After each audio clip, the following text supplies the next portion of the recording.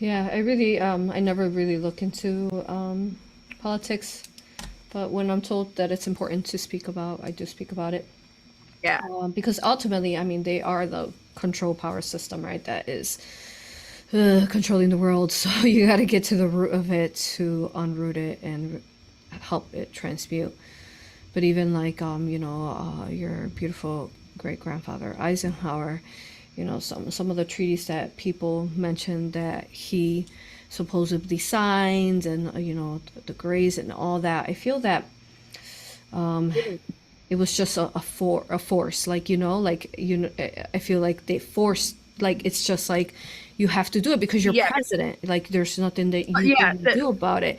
It wasn't something that was a negative in any form, and I don't like the way he's targeted, or even in your Oh, I perspective, know. like Yeah. talked about it. You could sense it in Well, his eyes. Yeah, yeah.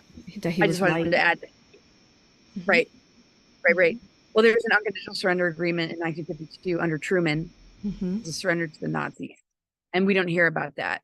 So every president since then has been forced to agree, but because Eisenhower wasn't in agreement, he set up things like the White Hats, the Earth Alliance, he seeded, and Ike's Force, the USMC Special Section, Positive Military, and he tried to invade Area 51 and did actually um, establish a invasion of the Dulce base before the one that happened with Phil Schneider in, I think, 1969, or in the later 1960s.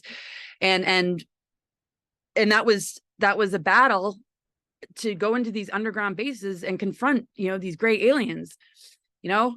So they lost the battle, though. But his relationship with Val Thor and his connection with Val Thor, and his final speech was really just about, like, okay, a knowledgeable and alert citizenry, this warning about the military industrial complex, what he witnessed, what he saw, what he tried to put in place, and where his hands were also tied, and how all these lies and projections have been placed upon him that is now coming to light. That's been very much a part of my path and mission. But from what I've understood from multiple sources is MJ-12 signed it behind his back, that these agreements were already established, and ET government exchanges were already taking place in the 1930s, and especially Second World War. And that some people might think of the Nordics as benevolent, and actually they were a part of the Draco Alliance, and Val Thor warned the Eisenhower administration about both the Greys and the Nordics, which is very different than the narratives that have been steered. So this gets me censored and shut up because nobody talks about the unconditional surrender agreement. So, and that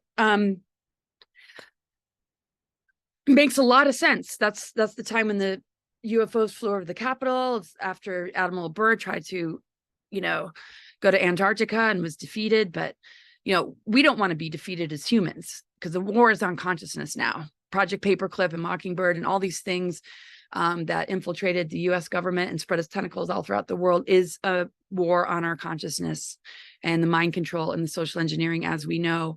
And this is what we here are to talk about, and how the Cosmic Mother and Earth Mother is really something that will really help us to heal and become soul-centered and work with her cycles and work with the elementals within ourselves to just not be assimilated into this artificial trajectory.